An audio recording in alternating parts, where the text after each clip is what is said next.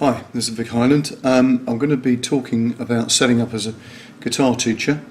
There are going to be a series of talks about developing your teaching.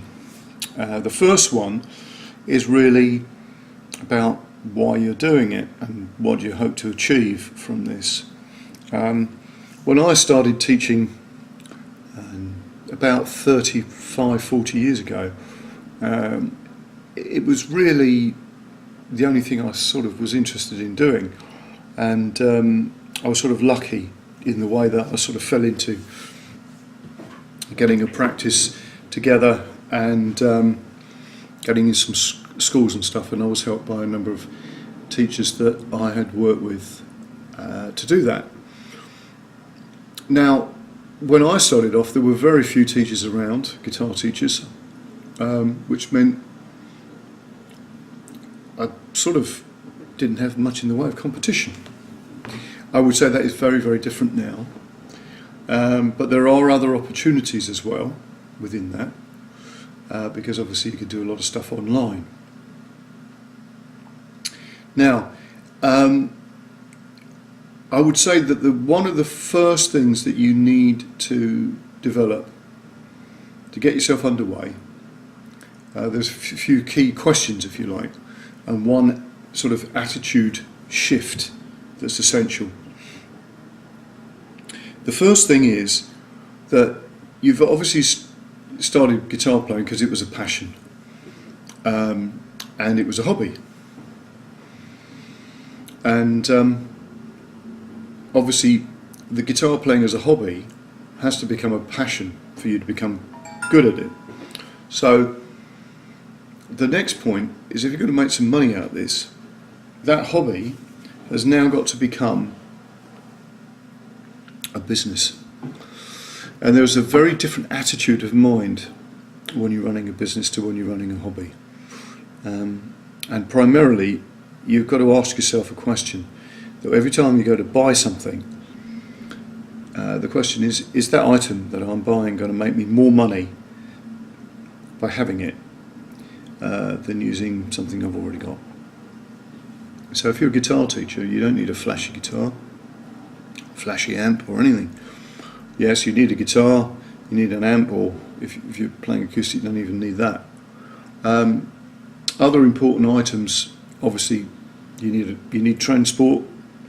You need a computer, because you've got to keep accounts, you've got to be able to create maybe tab sheets and be able to record stuff and all sorts of things. And everybody has different ways of doing things, but the primary things of organisation, having something to transmit the information with, and the tools of the trade is what you need. But they don't need to be expensive, they just need to be functional. So that's a very important point. Another point, obviously you've got to make sure you keep proper accounts of what you do, otherwise you'll have the men in the suits after you. So there's lots of ways of doing this, from just being physically writing stuff into a book, to keeping spreadsheets, or getting some software that will do the jobs for you. Now, over the years, I've used things like Microsoft Office, which is now pretty much obsolete, I think, QuickBooks, but there's lots of stuff that is very sort of functional for bookkeeping, and I would suggest that you do a bit of research into that, but that's an important element. Okay, so as I say, the important equipment that you require: car, guitar, music stand probably, computer, and that change of attitude. The other important thing is, when you're advertising, this is a bit of a tricky one now. When I started off, advertising was putting things in the press, sticking cards in shop windows, and that was it. Leaflets maybe.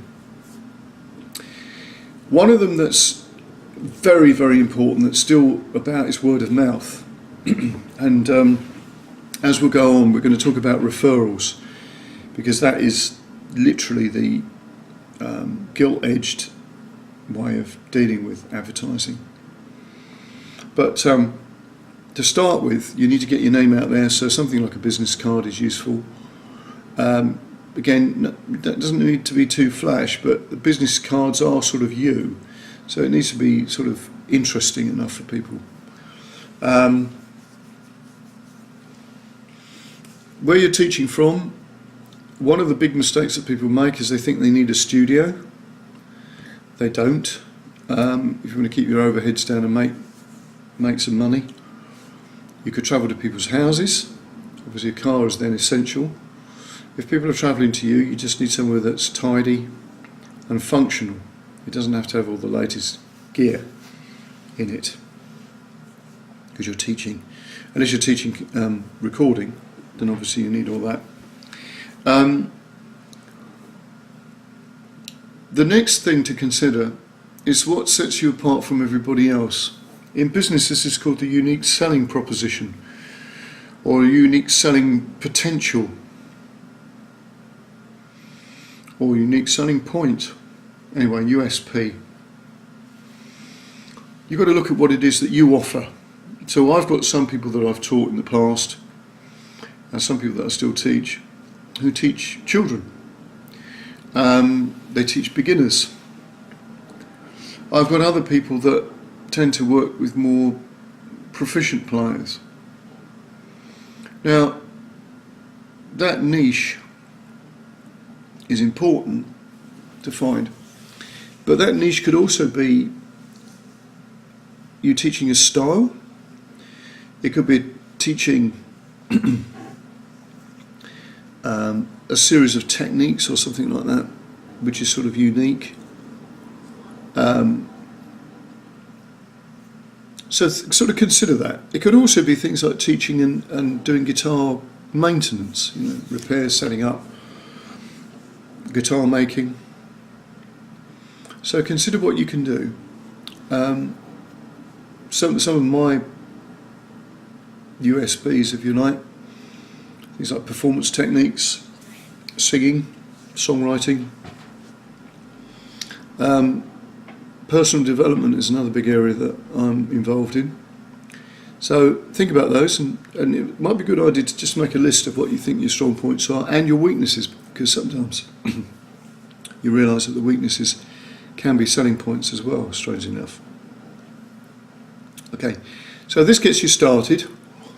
With regard to advertising, try getting your name out there, whether that's going down to corner shops and putting cards up.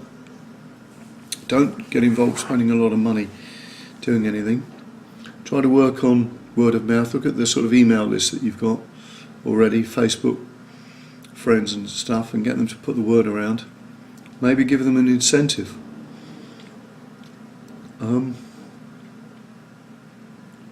think they're the main points. So